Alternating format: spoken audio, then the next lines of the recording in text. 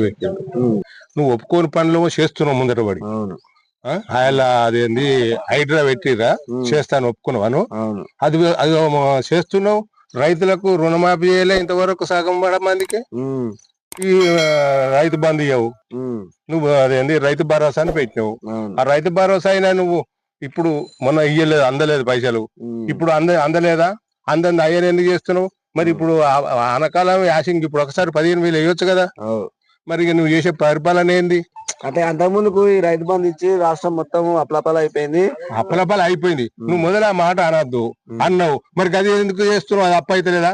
ఉమ్, దానికి పెట్టే పెట్టుబడి ఇప్పుడు రైతుకు పెట్టొచ్చు కదా. రైతుకు పెడితే బాగుపడతాడు కదా. అంతే. ఆ? ఉమ్, నువ్వు కూలీలకు 12,000 ఇస్తా అన్నావు. ఉమ్, మరి అయ్యేటివా కూలీలకు ఇచ్చేటివి? ఆశీవానికి ఇస్తానని ఏయి ఇంతవరకు ఏ లేకనేపా. ఉమ్. నువ్వు ఎట్లా చేస్తున్నావు? అది ఎంతవరకు కరెక్ట్?